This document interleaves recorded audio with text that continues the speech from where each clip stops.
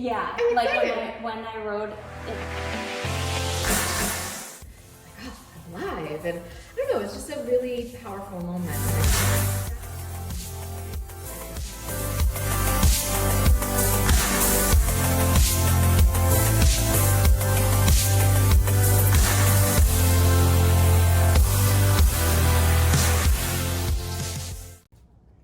Well, thanks for coming in, Steph. Thanks for having me. Of course. So let's start with where you grew up. So I grew up in Lock Haven, Pennsylvania. So it's right in the center of the state. I like to say, you look at Pennsylvania and point in the middle, and it's there. So it's a little small town. Grew up with my mom and dad and my older brother, and Lock Haven. How'd you make your way here? I think the short answer would be work, but my husband Chris, we both grew up in Lock Haven, and we got together after school, and we found ourselves outside of Philly for a while due to work, and then we lived in New Jersey for a couple years, and we were ready to buy a house, and we wanted to come back to Pennsylvania. So we actually, when we were looking for homes, we needed something that was close enough for us to get to our jobs in New Jersey. And we didn't know the Lehigh Valley very well, so we looked at a lot of different areas that were commutable. We actually looked at 72 houses. Oh my God. We had the best real estate agent ever. He was so patient with us.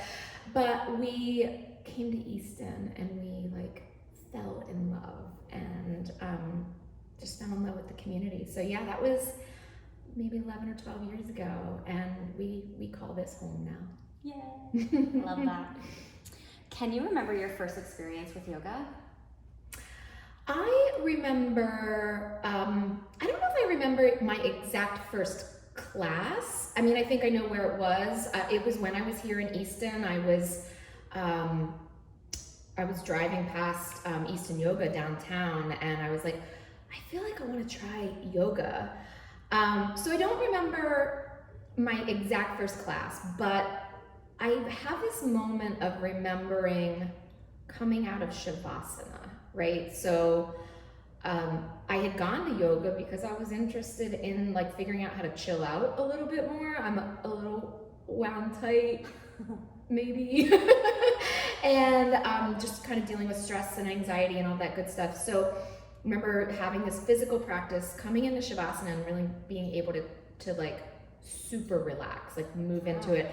And I remember the teacher saying, as many teachers do, wiggle your fingers and toes. And it was like this transfer of weird energy, like you're in complete stillness, and then all of a sudden you're like, oh, I'm alive. And I don't know, it's just a really powerful moment. I'm like, how can something so simple like moving and breathing allow you to just feel this kind of really cool sense of energy? So that's one of the things I remember the most. That's cool, and it's really impressive that you were able to let yourself go that deep in Shavasana. Pretty early on. Yeah. I think part of it is because I think deep down I really want to relax. I've always said I'm a good sleeper, and not that I sleep in Shavasana, but yeah, I think as long as I can crack open that moment to get there through the practice, I can usually pretty quickly chill out, and that happened early on. I'm very lucky because I know a lot of people they struggle with slowing the mind down and not thinking about their to-do list and everything, but I think deep down my body and my mind are like, you need to chill, so you're going to. That's a valuable skill. I totally agree. Yeah.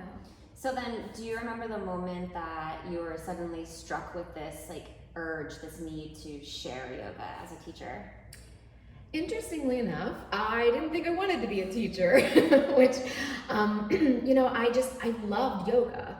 At the time that I did my teacher training, I was also, as my career, I was a learning and development professional in human resources. So I was actually a teacher, in my day job, and the last thing I wanted to do was bring in more stress into my life by feeling like I had to perform. Sure. So I just wanted to learn more about yoga, and that's why I did teacher training.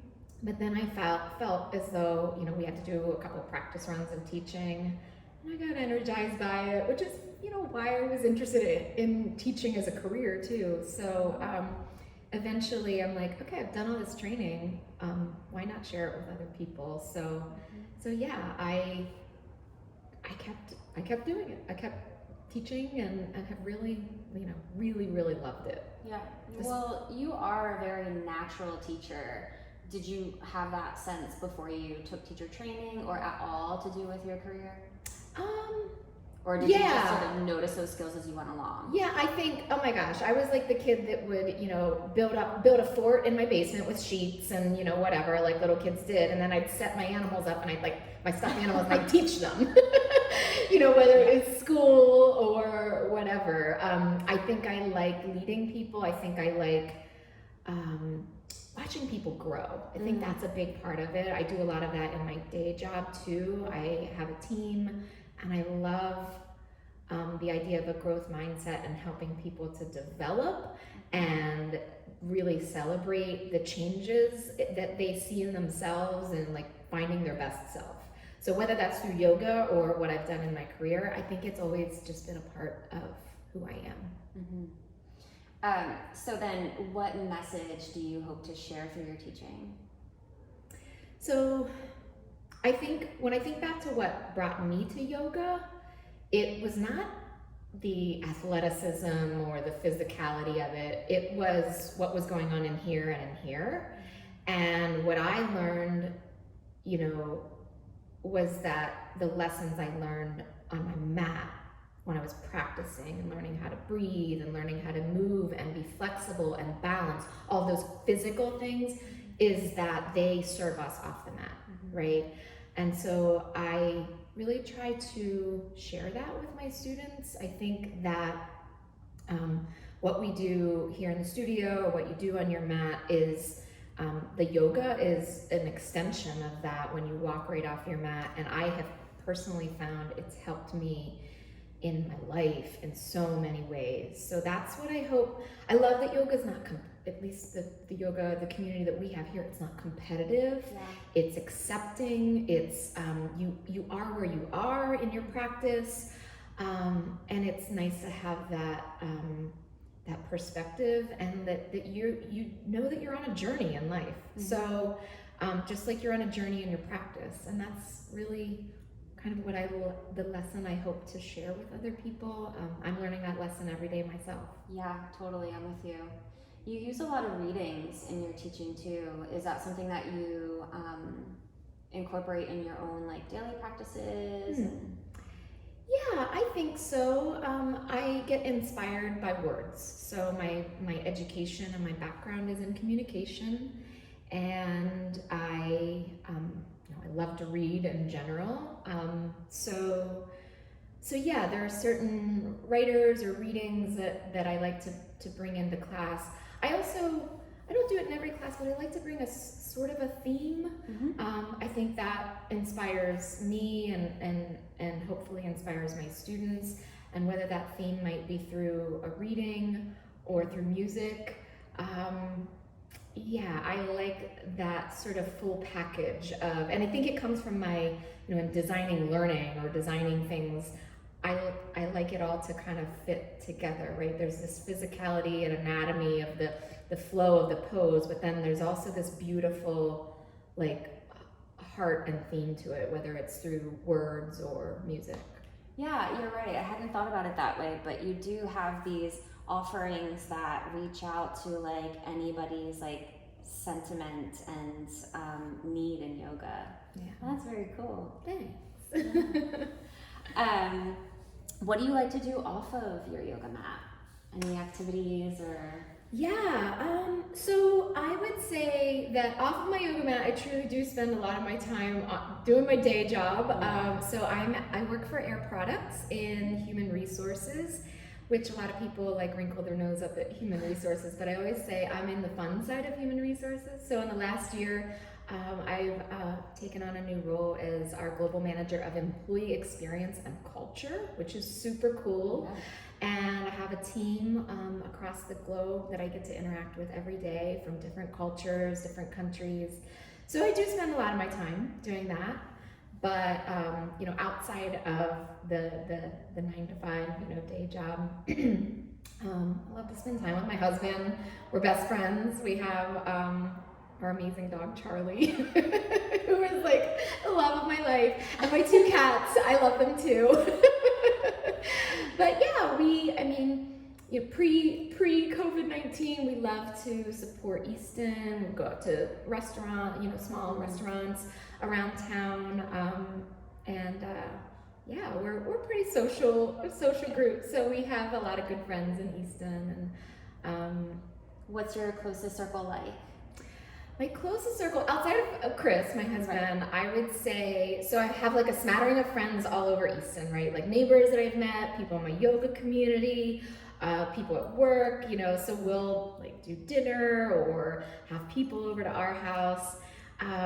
And then I would also say my other closest circle is I have a couple of high school girlfriends that we literally text each other every day. Oh, wow. And it's amazing that we've kept this friendship despite distance. Like one's in Washington, one's in California, one's in Texas. And we make each other laugh and we support each other. And it's not a lot. Like, although sometimes I do like get off of a call at work and I look at my phone, I'm like 72 unread messages. What have we been talking about, girls? But they keep me connected to my roots, and they're just, they're good people. That's special. Yeah. Oh. So, last formal question. Do you feel that there's any particular lesson or message that you're trying to kind of like hear or remind yourself of through your teaching? Does that question make sense? Yeah, it does. It does. I think that what I'm trying to hear from my students is this idea of like, how can I best serve you on your mat, right? So there's a concept, it's a book and a concept called servant leadership. So as, a leader at work or as a teacher in a studio, I want to figure out how I can be of service to my students or to my employees or, so that means listening, whether that's observing where they're at in class, offering reassuring messages about like, it's okay if you take the option on your knee versus like, going crazy today and being really intense, recognizing where people are at in their journey and trying to adapt to that. I just don't want to walk in a class and be like, this is the class I had in mind and I'm going to teach this, right? So I really try to hear what their needs are and intuit that. I may not directly ask like, what do you want to work on today? But I think having, either those conversations with students about if they have an injury or offering for them to ask questions after class, or just kind of gauging like what's the energy in the room, and how can I best serve my students because they've shown up and I want them to have a great experience. Yeah, I love that. Okay, now wild card question. Okay. So go ahead and pick a color and I will read you your question. All right. I'll go with the turquoise one. Okay.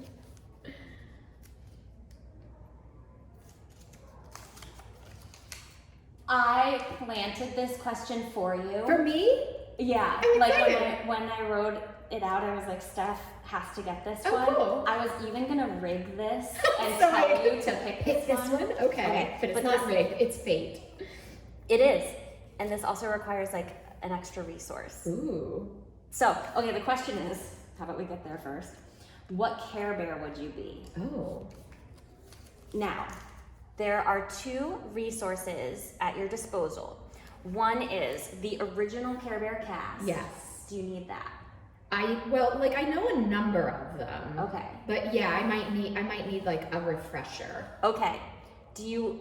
Because there was like the teal one, he was like Wish Bear. And That's correct. The heart, that was like Care Bear, and the rainbow. Yeah, I probably need a refresher. Okay. Well, when I was looking for the original Care Bear cast, Yeah.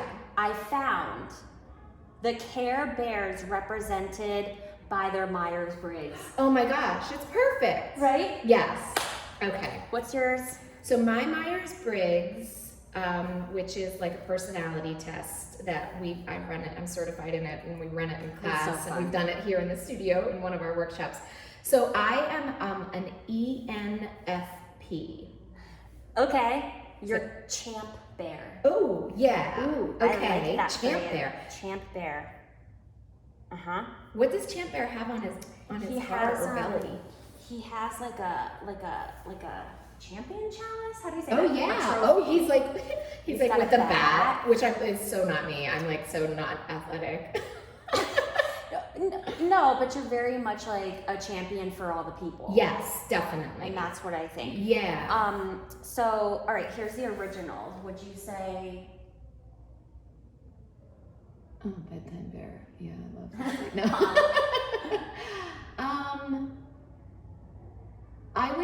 I would definitely say I'm probably cheer bear, the one with the rainbow. I'm like, yeah. I think I have I have a positive attitude about things. I think that's the right way to approach life. I like to bring liveliness and cheer into people's lives. I think I get a little silly in class sometimes, and we giggle and we have fun, right? It doesn't always have to be serious. And funny thing is, since we've been working from home during COVID-19, and my husband and I are both working from home, and he said to me a couple weeks into it, he says, I did not realize that you are the loud, likes to have fun at work girl. And I'm like, yeah, that's me. I'm like, work hard, play hard, right? So I definitely think I bring cheer into, into my environment, whether that's in yoga or everywhere else in life. Yeah. So I can't agree more with that assessment. Cause when I think about you, I just see you like bouncing around town, knowing everybody and smiling, laughing, and having a good time. Yep, that's me. Yeah. I have a friend in town who calls me the spider monkey. And it's probably that same visual that he gets. Like I'm just like bouncing around, like hey. Not a care in the world. Yeah. So I mean, why go through life miserable, right? Let's be happy and have some fun while we're doing it. Side note, I have my original cheer bear. Do you? Intact at my house, yeah. Wow, that's impressive. I know, Clementine tried to grab it a couple of times. I was like, not that one. That's funny. So, funny thing about Cheer Bear, I don't have it anymore, but I think my mom had like a family friend make one for me. It was like a homemade Cheer Bear, with like crooked eyes and, but yeah, it was cute. But I was definitely into the Cheer Bear. I loved rainbows as a kid, rainbow stickers. Oh yeah. So. Great. Anything else you want the people to know? Do you want them to find you on social media? Sure. So I'm on Facebook and Instagram as Steph Krause Powell. So Krause is my maiden name, Krouse, Steph Krause Powell.